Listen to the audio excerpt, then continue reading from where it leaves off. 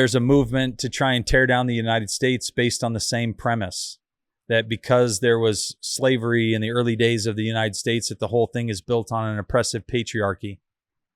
I don't buy that. I think that these were great men that had a system of belief that led us to abolish slavery. The West led the abolishment of slavery. You know, who signed the Emancipation Proclamation? Who stopped the slave trades? It was the shining beacon of the Western United States, you know, Western culture. So the church didn't allow blacks to have the priesthood, which you can also share. What does that mean? What is the priesthood until Sure. 1978, right? And so there was heavy discrimination against blacks up until almost the 80s. If racism played a role in the priesthood ban, what responsibility do modern members have to address that legacy? Sure. I think first to note is that Joseph Smith gave the priesthood to multiple black men. So if you're not aware of that, that's in church history. And he actually went before the Quorum of the 12 Apostles one time, this is documented, and said, if more of you could be like, and then cited a specific member, and it was a black member of the church that he had given the priesthood to. He said, you know, we would be much better off. So Brigham Young, very racist. Joseph Smith, not so much. Some people may not know that he ran for presidency on an abolitionist platform. So, you know, I don't know that Joseph was extremely racist. I think if you look at culture in the United States in the 1830s, it was very racist. So maybe survival of the church from that perspective was almost a must. I mean, now we can look at that. I think anybody in their right mind would condemn racism.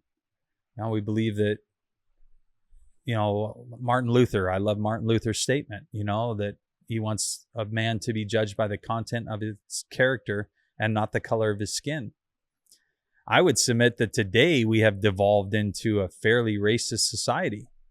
You know, you got black only schools, you got, I mean, there's just all sorts of stuff like that, right? Movements that are for a specific race or gender. You've got, I mean, holidays, months. Yeah. We've become much more divided in that way, shape, or form.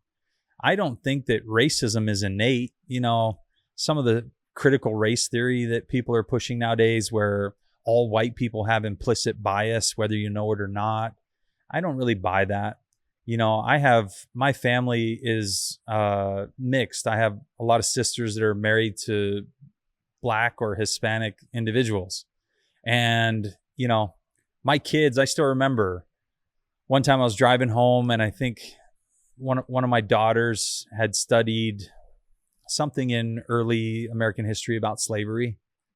And she was kind of distraught about it on the drive home. And she was like, man, did you know that, you know, this stuff happened to Black people? And I was like, yeah, I'm aware. And she was like, it's so sad. And she's like, you know, I wish that had never happened. And I'm like, yeah, I wish it had never happened either. And I said to her, you know that you have Black cousins. And she was like, yeah. And I could tell she was like, not sure. So I just pushed a little, called her bluff. You know, the dad, you can call your kids bluff because you know when they're lying. I said, well, who are they? And she was like, I don't know. She didn't know. But she has, I mean, how many Black cousins does Reese have? She's got 1, 2, 3, 4, 5, 6, 7. She got 9 Black cousins that are close to her, you know. These are cousins that we see on a, you know, bi-monthly basis, family gatherings and everything. She had no idea that they were Black. Another time, one of my kids came home and was like, I want to get a tan like Uncle Elliot. Oh, Elliot's Black. I'm like, good luck with that. Because we don't have that melanin in our skin, you know, but I don't think that racism is innate. My kids did not understand that concept until it was taught to them in school. And they saw, you know, the divisiveness of certain movements, or people said things to them. And then they started to realize, like, oh, the color of skin is something important. It doesn't come naturally to children. Yeah. So Blacks in the priesthood, I mean, I condemn the early racism of the church. That was the context of the country at the time. there's a movement to try and tear down the United States based on the same premise, that because there was slavery in the early days of the United States, that the whole thing is built on an oppressive patriarchy. I don't buy that.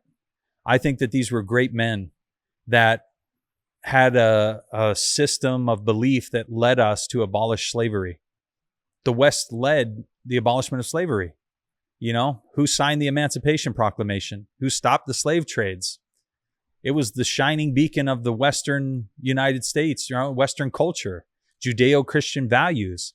The founding documents said that all men are endowed from their Creator with certain inalienable rights: life, liberty, and the pursuit of happiness. It didn't say that white men are endowed. It didn't say that, not women. I think as people started to contextualize what those documents meant, that led to some movements that, brought about the civil rights movement and, women and their rights, and really pushed that side of culture forward. Yep. So I don't really buy that context as being damning for everybody moving forward.